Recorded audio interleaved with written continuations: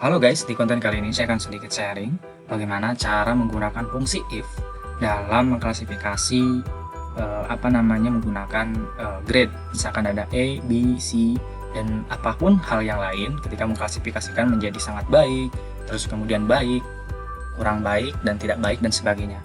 Dengan indikasi nilai tentunya. Nah, fungsi ini, if ini sangat berguna. Nah, akan ada banyak hal, ada sebetulnya kita bisa menggunakan fungsi if menggunakan S, yaitu dengan satu bracket, yaitu kurung buka kurung tutupnya itu cuma satu kayak gini, ataupun dengan fungsi if tapi dengan membuka bracket yang akan banyak. Tentunya itu balik lagi ke prefer kalian lebih nyaman ke yang mana, karena selama kita mengetahui logika daripada fungsi if sama ifs ini dan kalian nyaman di posisi yang mana, itu terserah. Jadi balik lagi ke user atau pengguna nyamannya di fungsi yang mana, dan dua-duanya itu sama-sama benar.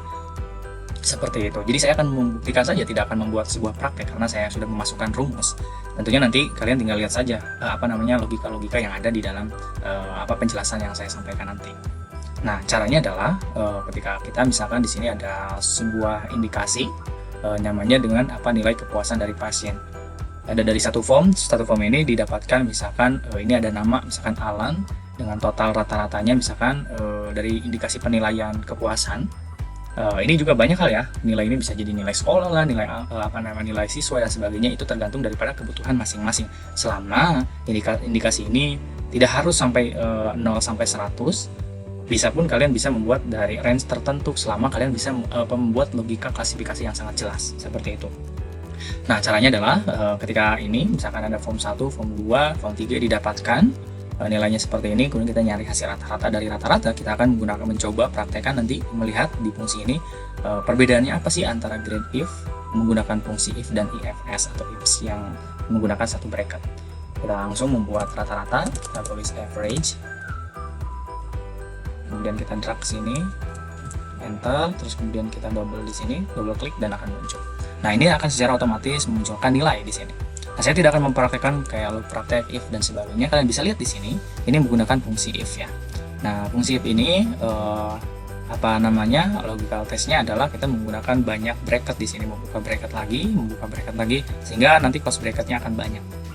Nah, kenapa di sini ada 4 bracket penutup dan kok E-nya gak dibuat? Karena kita lihat di sini bahwa ini logical test pertama, terus kemudian ini ketika nilai benar, kayak gitu kan ya.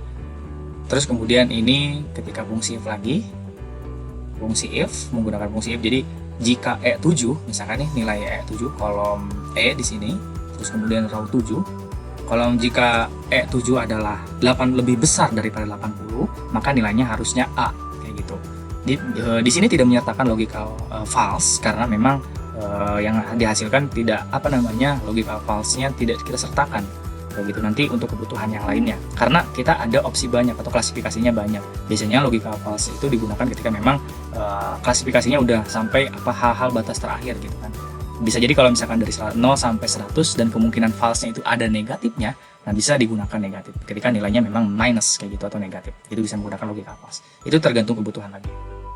Nah, kemudian di sini E7 jika lebih besar dari 70 maka harus B. Terus kemudian if ini E7 ini lebih besar dari 60 maka C, kemudian E70 lebih besar dari 50, jadi 50 ke atas itu D. Nah, kita menggunakan logical false di belakangnya. Jika memang di antara nilai ini nih, kita akan ngasih klasifikasinya sampai 50 dan ada yang kurang dari 50, maka kita sama ratakan, pukul sama rata, maka itu adalah nilainya E. Misalkan dari 0, 1, beri negatif 1 mungkin jika kalau memang ada, terus kemudian 30, 10, 20 dan sebagainya. Intinya di bawah dari 50 nilainya itu positif 50, misalkan lebih besar. Kalau lebih besar dari 50 misalkan 51, 52, dan kalau misalkan 50 pun hasilnya bakal E, karena ini bukan lebih besar sama dengan, tapi lebih besar saja. Maka logika false-nya adalah nilainya harusnya E, seperti itu. Kemudian kita close bracket, ini menggunakan fungsi if. Jadi kalian bisa klik di sini praktekannya. Ini adalah penjelasan logika. Kita klik enter maka nilainya adalah di sini adalah 70. Kita lihat bahwa 70 jika memang lebih besar dari 70 kok nggak B? Karena harus dari 71. Kalau misalnya 70 tetap masuknya adalah ke C, karena 70 adalah bagian dari C, lebih besar daripada 60 dan kurang dari 71 intinya itu. Ini kalau misalnya 70 masih bagian dari C. Nah, seperti itu. Nah, bagaimana dengan kita menggunakan fungsi if yang menggunakan satu bracket? Nah, kita lihat di sini nih. Ada fungsinya adalah kita menggunakan fungsi if menggunakan S, Di sini kita lihat logical test 1, terus kemudian ini ketika nilainya true, terus kemudian logical test 2, seperti hal yang tadi, karena hanya yang membedakan adalah bracketnya saja, karena ini menggunakan satu bracket, karena S-nya banyak, karena dia menerima logika yang sangat banyak di dalam kurung ini. Jadi S ini fungsinya adalah seperti kayak sum if, dengan sum ifs beda. Ketika ifs-nya lebih banyak dari satu, ifs-nya itu, atau kondisi range-nya itu lebih dari satu permintaannya, maka menggunakan sum ifs pakai S. Itu juga sama hal, penggunaannya seperti itu. Nah, kemudian di sini sama halnya kita menggunakan, nah di sini ketika D lebih besar dari 50, maka D nilainya. Ini ketika fungsinya true. Kemudian ketika false-nya adalah E, ketika memang lebih kurang dari 50 adalah nilainya E. Seperti itu. Jadi ini saya penjelasannya hanya seperti ini saja untuk penggunaan logika ketika kalian menggunakan.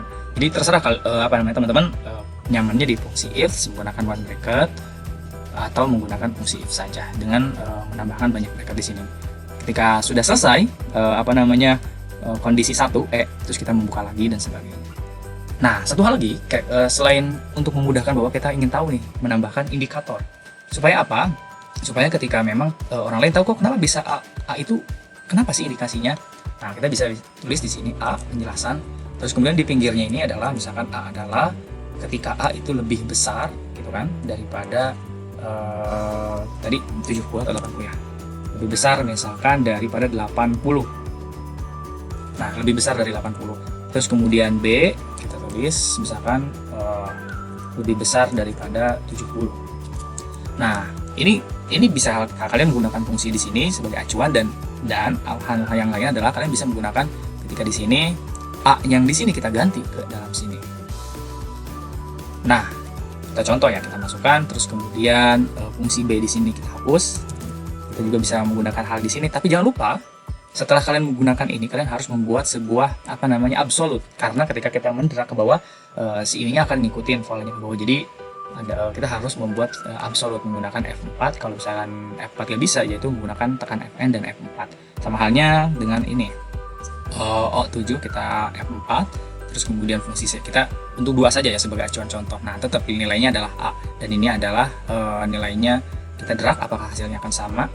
Tetap sama. Nah, kalian juga bisa menggunakan ini, jadi tanpa harus mendefinisikan di dalam fungsi formula ini, tanpa harus menggunakan string sebagai nilai yang akan kita berikan. Jadi kalau misalkan memang di sini misalkan sangat baik tulisannya atau sangat baik bla bla bla, komentar yang bersifat stringnya ini yang akan dihasilkan itu banyak. Nah, maka lebih baik kalian membuat notasi di sini definisikan, terus kemudian misalkan di sini sangat baik, misalkan sangat baik dan sebagainya, itu nanti keluarnya akan sama tanpa harus kalian mengetik sangat baik berulang, akan menghabiskan waktu yang sangat banyak seperti itu. Jadi itu tergantung kebutuhan. Nah, ini kita lihat coba misalkan di sini kita buat angka 50 ya. Nah, terus kemudian kita drag ke bawah, maka hasilnya adalah E. Sama halnya ketika ini, maka hasilnya adalah E. Itu saja teman-teman penjelasan. Jika memang ada kekurangan atau misalkan ada suatu kesalahan dari penyampaian saya, mohon dimaafkan. Sekian dan terima kasih, semoga bermanfaat.